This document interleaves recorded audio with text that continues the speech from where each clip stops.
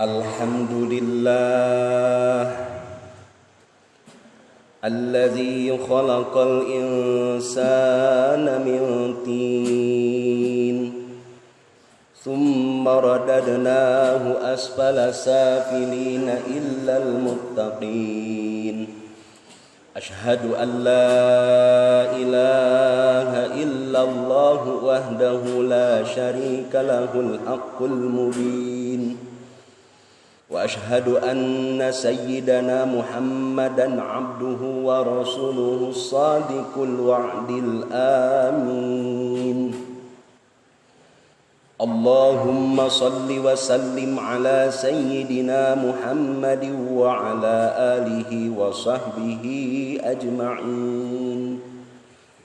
Wa qala Allah ta'ala fil Qur'anil Karim A'udzu billahi minasy syaithanir rajim. Bismillahirrahmanirrahim. La yuhibbullahul jahra bis-su'i minal qawli illa man zulim. Wa kana Allahu samii'an 'alima. Faya ayyuhal hadirun usikum wa iyaya bitaqwallah faqad fazal muttaqun.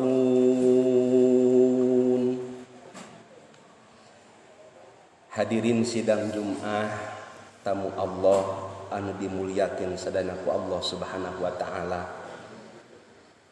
Puji kali syukur sapaposna dipanjatkeun ka zat Allah Subhanahu wa taala anu parantos maparinkeun mangrebu-rebu nikmat ka urang sadaya. Siang wengina teu karos ku urang sadayana teu liren anugerah nikmat Allah ka urang sadayana. Mudah-mudahan salah sawiosna ku ngalaksanakeun ibadah salat Jumat ieu marupikeun tawi syukur kana nikmat Allah Subhanahu wa taala. Urang sadang sing kalebetkeun hamba anu pinter syukur abdan syakura. Amin ya Allah ya rabbal alamin. Shalawat kalih salam sapapaosna mugia dilimpahkeun ka panutan alam habibana wa nabiyana nyatana Kangjeng Nabi Muhammad sallallahu alaihi wasallam, ka kulawargina ka para sahabatna tug dugi ka urang sadana salaku umatna. Mudah-mudahan urang kagupai kagero kahiap ku syafaatul uzma jagadil yaumul qiyamah. Amin ya rabbal alamin. Hadirin anu dimuliakeun ku Allah Subhanahu wa taala, nyarelekna waktos sakumaha digambarkeun dina Al-Qur'an, inna fi khalqis samawati wal ardi wa ikhtilafil laili wan nahari la ayatil liqaumi yatafakkarun. Dina ayat sanes dijelaskeun liulil albab. Ieu ngajentrekeun gunta-gentina beurang jeung peuting kalawan dina tanpa kasadaran urang sadayana parantos nepungkeun deui atawa urang samingon anu bakal kapayunan tereh mayunan nyatana tahun anu enggal 2021. Wallahu a'lam nah urang bakal dugikan eta tahun atanapi teu. Nanging hakikatna urang sadayana husnudzon ka Allah Subhanahu wa taala. Mudah-mudahan dipaparinan kasempatan ku Gusti Allah nyorang dina tahun 2002 anu mana ku urang sadayana urang gunakeun eta waktos sasae-saena dikawit ayeuna dikeun ka kasempatan anu dipaparinkeun ku Allah ka urang sadayana kanggo kumelendang di alam dunya ieu. Kanggo bahan tapakurankeun urang sadayana sumangga urang perhatoskeun salah saweos hadis Rasulullah sallallahu alaihi wasallam. Dina hiji waktos Kangjeng Nabi sallallahu alaihi wasallam ditaros ku sahabatna, "Ya Rasulullah, man khairon nas?" Ya Rasulullah, ari jalmi anu pangsaena teh anu kumaha? Qala mangka ngawaler Kangjeng Nabi sallallahu alaihi wasallam, "Man tala umuruhu wa hasuna amaluhu." Nyatana jalma anu dipanjangkeun umurna ku Allah Subhanahu wa taala ayana di alam dunya wa hasuna amaluhu bari numpuk kahadeanana. Syekh Sayyid Abdullah bin Abdul Al-Haddad dina kitab Sabilul Iddikar ngajelaskeun anu disebutkeun khairul umur hade-hadena umur teh nyatana barokah, umur anu berkah. Anu kumaha atau umur anu berkah teh bitaufiqi fihi lil a'mali sholihat. Salalawasna nyatana dianugrahan taufik ku Gusti Allah Subhanahu wa taala ngeusian eta umur teh ku amal-amal kahadean. Wal khairatil khassatu wal amah. Nah, kahadean anu sifatna khusus atanapi kahadean anu sifatna umum. Nu dimaksud nyatana ibadah mahdhah atanapi ibadah ghairil mahdhah.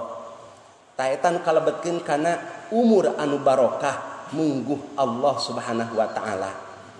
Mudah-mudahan urang sadayana beuki nambahna hitungan umur anu dipaparinkeun ku Gusti Allah ka urang sadayana anu hakikatna manghurangan jatah hirup di alam dunia ieu sing dijantenkeun umur anu barokah. Kadewasaan, pemahaman serta pengamalan dina agama oge langkung ningkat anu ngabuahkeun nyatana kana ningkatna iman jeung takwa ka Allah Subhanahu wa taala. Sahabat Abu Hurairah radhiyallahu an kantos ngadangu sarehna Kangjeng Nabi sallallahu alaihi wasallam ngadawuhkeun kieu. Dina kahirupan teh aya sababaraha rupa perkara. Salasun munjiatun. Tilu perkara anu mana eta tilu perkara teh bisa nyalametkeun diri tina siksa seuneu neraka. Wasalasun muhlikatun jeung tilu perkara anu bakal bisa ngancurkeun kana amal-amal eta jalma. Wasalasun darajatun jeung tilu perkara anu bisa ngaronjatkeun darajat di payeuneun Allah Subhanahu wa taala. Wasalasun kafaratun jeung tilu perkara anu bakal ngajadikeun kiparat kana dosa-dosa eta jalma. Amal munjiatu jeung anapun ari anu tilu perkara nu bakal ngahalangan tina siksana seuneu neraka. Nyatana fa khasyatullahi ta'ala fi sirri wal alaniyah. Urang ngarasakeun sieun ku Gusti Allah Subhanahu wa taala boh dina keur kaayaan nyorangan atawa dina kaayaan keur rame. Dina harti urang ngarasa diponcongok ku Allah Subhanahu wa taala.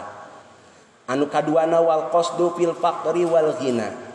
Sederhana dina kaayaan yang harupan kahirupan boh dina keur waktu sugih atawa keur waktu aya nya kitu deui dina keur waktu eueuhna. Wal adlu fir ridha wal ghadab jeung ridho dina nalika atanapi adil dina narika kaayaan ridho atawa dina kaayaan ambek.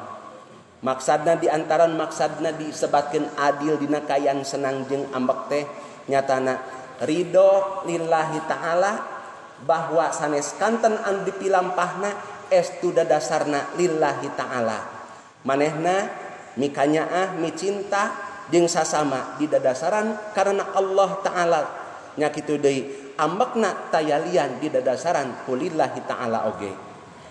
Tilu perkara wa amal muhlikat nyata nu bisa ngancurkeun amalan-amalan jalma pasyuhu syadidun koret anu kacida wa hawaun muttabaun anu kaduana anu ngalajur kana nafsuna wa ijabu mar'i bi nafsihi nya kitu di perkara nu katilunan bakal ngancurkeun teh ngarasakeun takjub ujub ku perkara dirina nilaina sampurna eueuh cacadna naudzubillahi min dzalik.